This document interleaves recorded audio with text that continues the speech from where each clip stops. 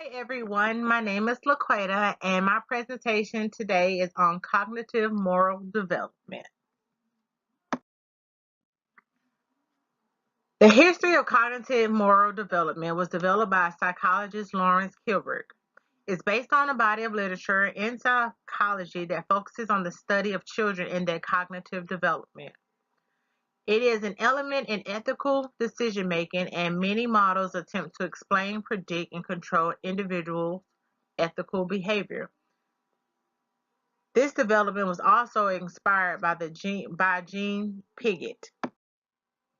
There are 6 stages of cognitive moral development, and they are the stage of punishment and obedience, the stage of individual instrumental purpose and exchange, the stage of interpersonal expectations, relationships, and confrontative. The stage of social system and conscious maintenance, the stage of prior rights, social contract, or utility, and the last one is the stage of universal ethic procedures. The next couple of slides, I will be explaining the stages and the levels of the ethical concern and of the cognitive moral development. First, we're going to do the 3 levels of ethical concern, which are from the Kilberg 6 stages.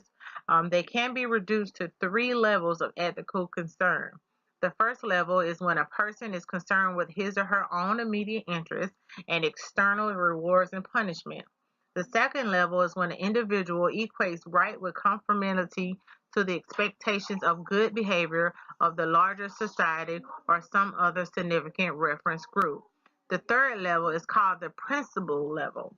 An individual sees beyond the norms, the laws, and authority of groups or individuals. Employees at this level make an ethical decision regardless of negative external pressures. Okay, the first stage of the cognitive moral development, it comes it consists of the punishment and the obedience.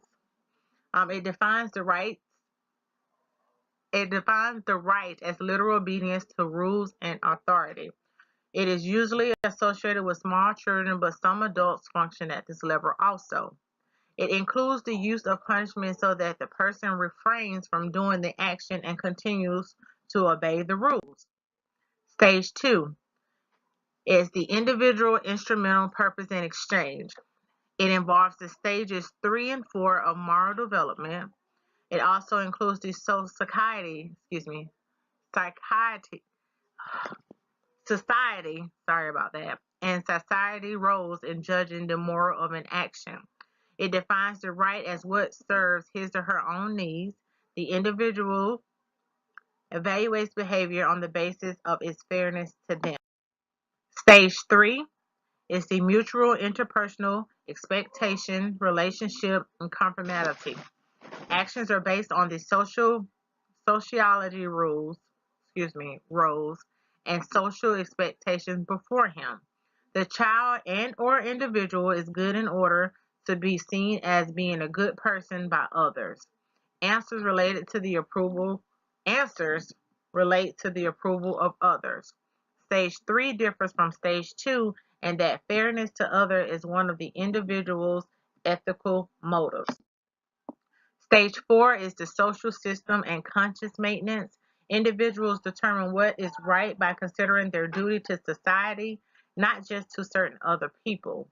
It also consists of the duty, the respect for authority, and the maintenance of the social order become the focal points at this stage. Stage 5 is the prior rights and social contract or utility. Individuals in this stage are concerned with upholding the basic rights, value, and legal contracts of society. The individual also feels a sense of obligation and or commitment to other groups and recognize that in some cases legal and moral points of view may conflict. To reduce the conflict, individuals base their decision on a rational calculation of overall utility. And stage 6, it is the universal ethic principles. People had developed their own set of moral guidelines, which may or may not fit the law. The principle applies to everyone. You have the right. You have the right means more than individual liberties. Justice and equality are examples of principles some individuals and societies deem universal in nature. Development. In business, an individual's moral development can be influenced by corporate America. Ethics training and education have been shown to improve managers' cognitive development scores. Training is also a requirement of the federal sentencing guidelines for organizations. These are some of the further development or things that you can do to further your development of your morals. The problems with cognitive moral development. Some problems with CMD relate back to its origins. These problems have been themed the three strikes theory. Strike one. Kilgore's original work of CMD came from psychologist and philosopher Jean Pigot's research with children about the nature and development of intelligence. When Kilgore transferred Pigot's theory to adults, he did not take into account the full functioning and development of the adult brain. Strike two. From a philosophical perspective, CMD argues for a hierarchical or step-like progression of moral philosophy starting from the lowest and going to the highest. This contradicts basic moral philosophy because there is no hierarchy. Each moral philosophy should be equal to others. Strike three. Finally, research suggests that CMD has a high reliability but not validity.